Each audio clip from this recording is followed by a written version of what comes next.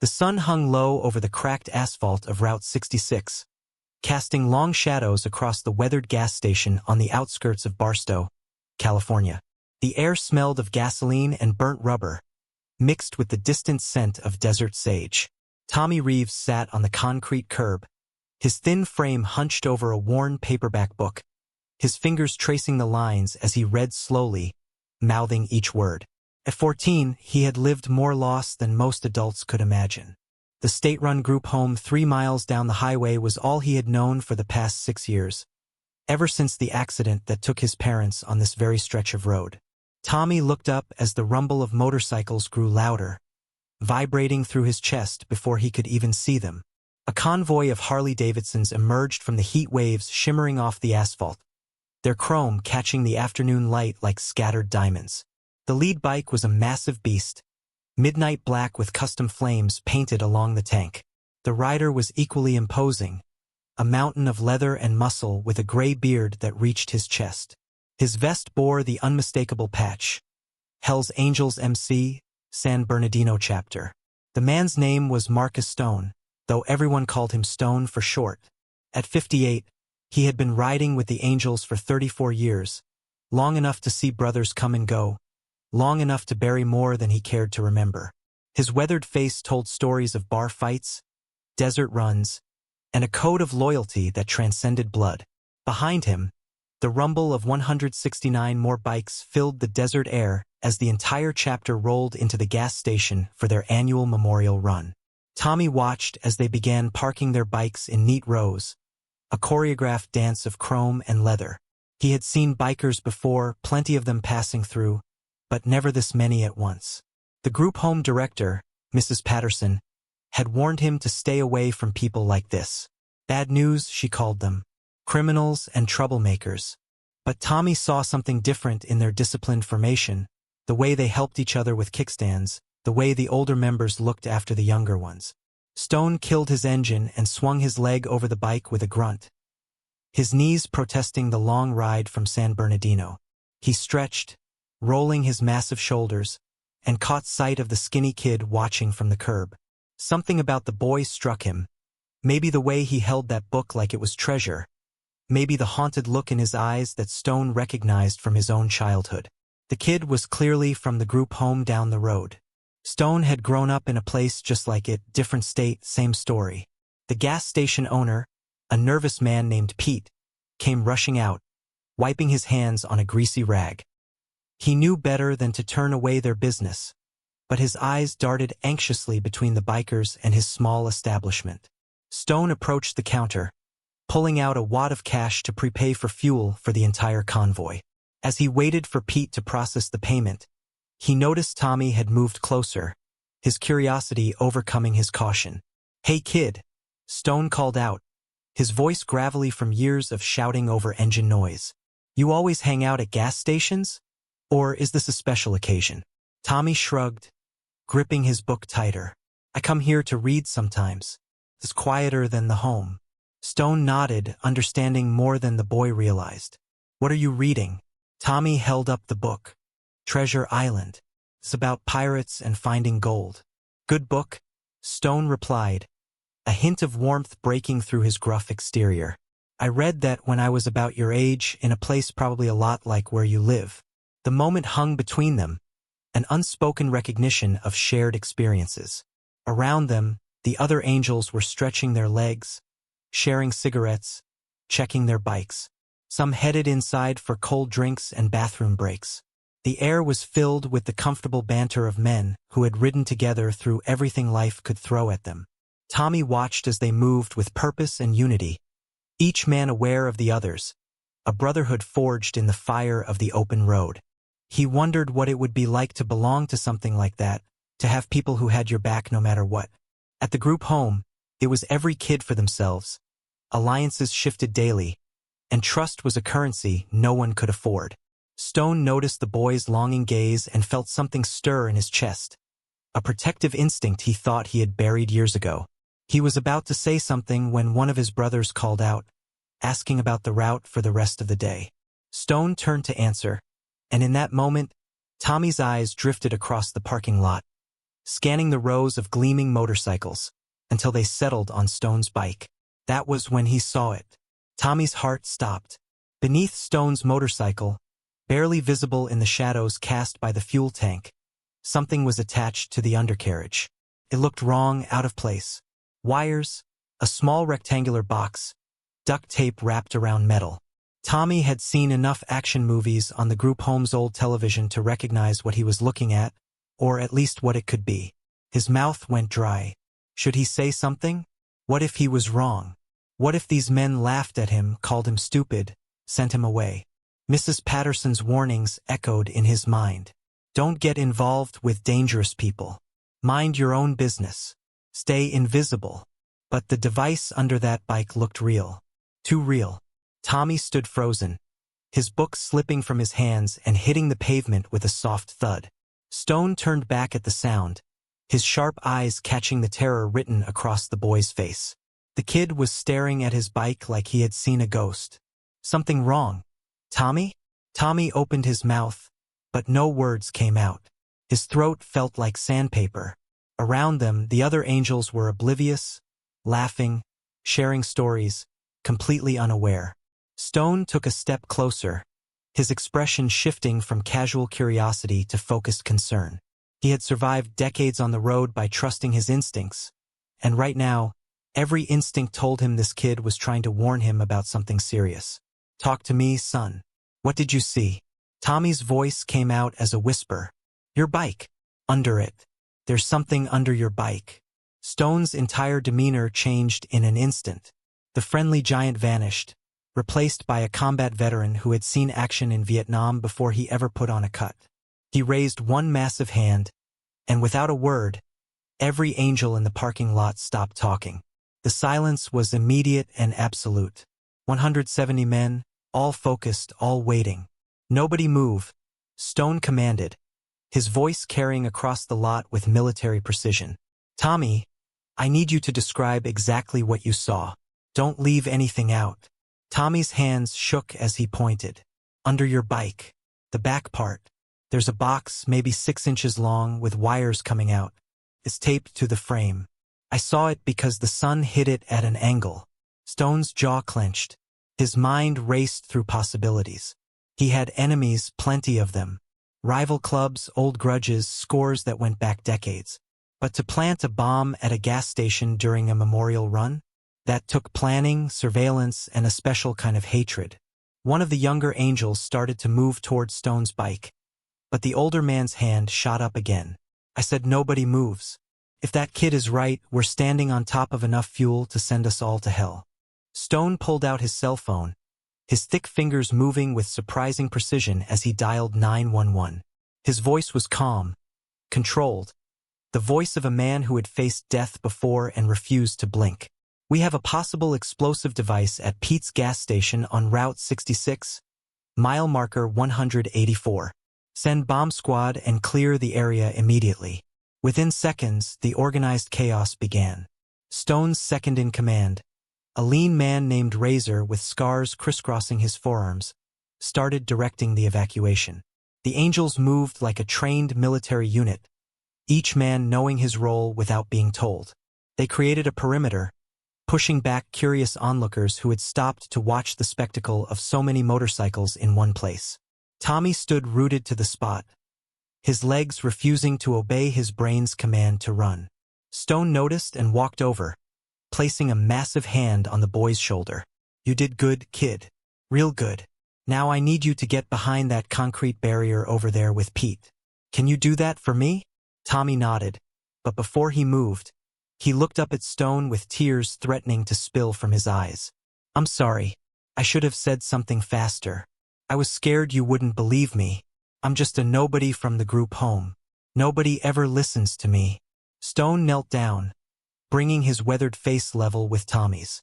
His gray eyes, hard as granite but somehow gentle in this moment, locked onto the boys.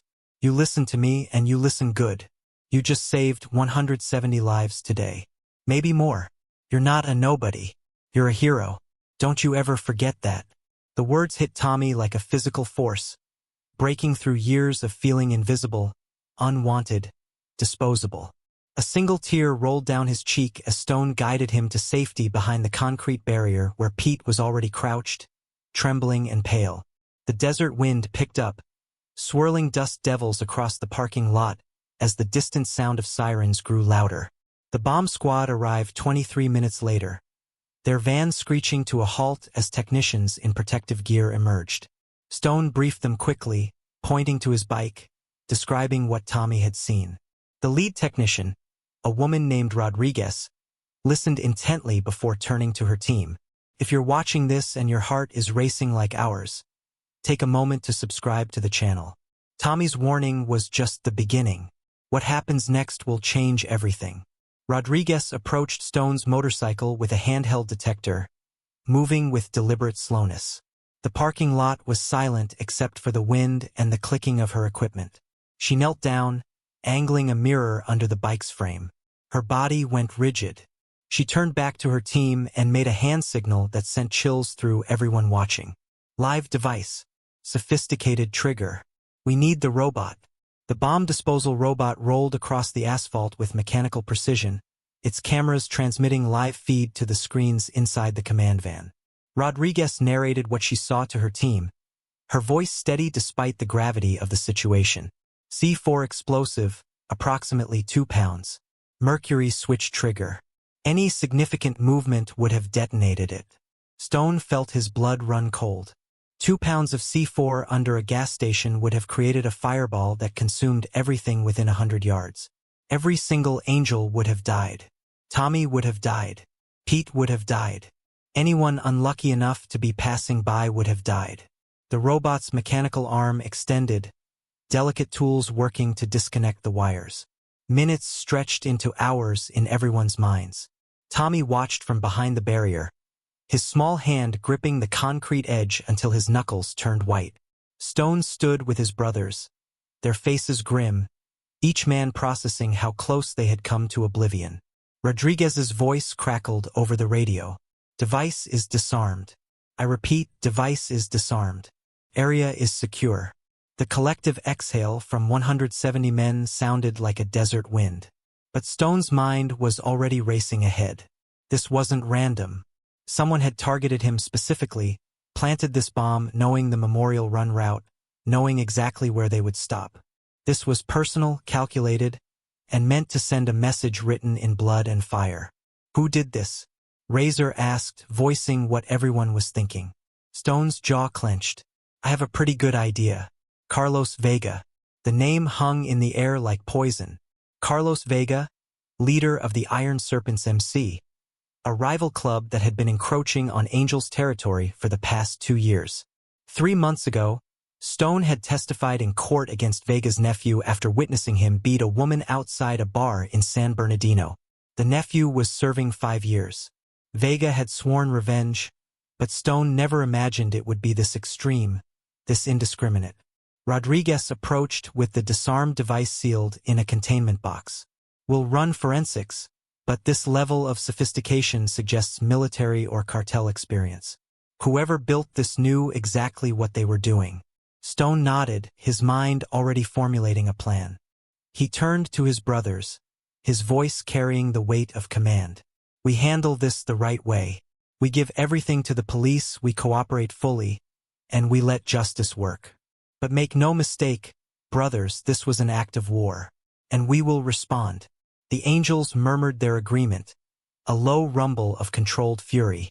But Stone's attention shifted back to Tommy, still standing behind the barrier, watching everything with wide eyes. The boy had given them the gift of life, and Stone suddenly understood that this moment was bigger than revenge, bigger than club politics. He walked over to Tommy, the entire chapter watching. Stone knelt beside Tommy once more, and this time, the entire chapter of Hell's Angels formed a semicircle around them, a wall of leather and loyalty. The boy looked small surrounded by so many giants, but he didn't shrink away. Something had changed in him over the past hour. He stood a little taller, met their eyes instead of looking at the ground. Tommy, Stone began, his voice thick with emotion, you gave us something today that we can never repay. You gave us our lives. You gave us the chance to go home to our families, to our kids, to finish the things we started. Razor stepped forward, pulling something from his vest pocket. It was a patch, the Hells Angels support patch, reserved for those who had earned the club's respect and protection. This doesn't make you a member, kid. You're too young for that. But it makes you family. It means that anywhere you go, any angel who sees this will have your back. Always. Tommy took the patch with trembling hands, staring at it like it was made of gold. I don't understand. I just saw something and said something. Anyone would have done it. Stone shook his head firmly. No, son. Most people would have walked away. Most people would have been too scared, too worried about being wrong, too convinced that someone else would handle it. You didn't. You found your voice when it mattered most. One by one, the angels approached Tommy. Some shook his hand, their rough palms engulfing his small one. Others ruffled his hair or patted his shoulder. Each one offered words of gratitude, respect, acknowledgement. Tommy felt something breaking open inside. His chest, a dam of loneliness and abandonment that had been built brick by brick over 6 years of foster care and group homes. A younger angel named Spider, barely 25, crouched down to Tommy's level. I grew up in the system too, he said quietly. I know what it's like to feel like you don't matter. But you matter, little brother. You always mattered. The police arrived to take statements, followed by FBI agents once they confirmed the bomb's sophistication and the potential connection to organized crime. Tommy told his story 3 times, each time with growing confidence. The agents praised his observational skills, his courage, his quick thinking. One of them, Agent Morrison, handed Tommy his card. You ever need anything, you call me directly. What you did today was extraordinary. Stone coordinated with law enforcement, providing everything he knew about Carlos Vega and the Iron Serpents. Within 48 hours, Vega and 4 of his associates were arrested. Forensic evidence tied them directly to the bomb components. Vega was charged with attempted murder of 170 people, domestic terrorism, and a list of other charges that would keep him locked away for the rest of his natural life. But for Stone, the real victory wasn't the arrests. It was watching Tommy stand among his brothers, wearing that support patch, finally understanding what it meant to belong. 2 years later, the California sun beat down on a very different scene. Tommy Reeves, now 16, stood in the driveway of a modest house in San Bernardino, polishing the chrome on his dirt bike. The house belonged to Stone and his wife, Maria, who had become Tommy's legal guardians 8 months after the incident at the gas station. The adoption process had been complicated. The state had questions about a Hells Angels member taking in a foster kid. But Stone had character witnesses that stretched across the country. Letters from veterans, businessmen, even a retired judge who had known Stone for 30 years. More importantly, Tommy had a voice in the decision, and he had been unwavering. This is my family, he had told the social worker. This is where I belong. Tommy's grades had soared once he had a stable home. He was pulling straight A's, talking about college, about becoming an engineer or maybe a paramedic.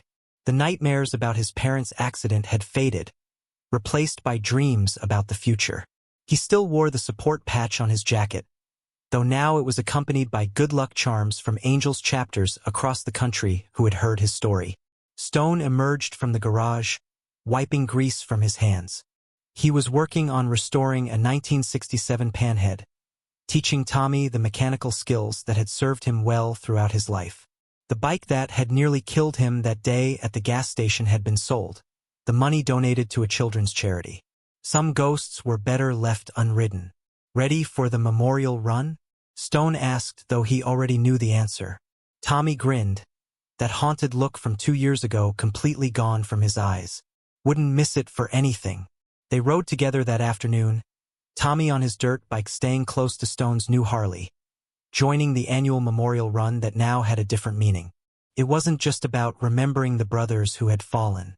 It was about celebrating the day 170 men were given a second chance because one scared kid found his courage. At the gas station where it all began, Pete had installed a small plaque in honor of Tommy Reeves, who reminded us that heroes come in all sizes. The Angels stopped there every year, a moment of silence, a moment of gratitude. Tommy stood before that plaque, surrounded by his brothers, and felt the weight of belonging, of purpose, of family. He thought about the scared 14-year-old who had sat on that curb with a worn paperback, invisible to the world. That boy was gone. In his place stood someone who knew his worth, who understood that one voice, one moment of courage, could change everything. If this story moved you, if Tommy's courage inspired you, please take a moment to like this video, leave a comment sharing your thoughts, and subscribe to our channel for more incredible true stories of ordinary people doing extraordinary things. What story should we tell next? Let us know in the comments below. Thank you for watching until the very end. Remember, you never know when your moment to be a hero will come. Stay brave, stay vigilant, and never underestimate the power of speaking up when it matters most.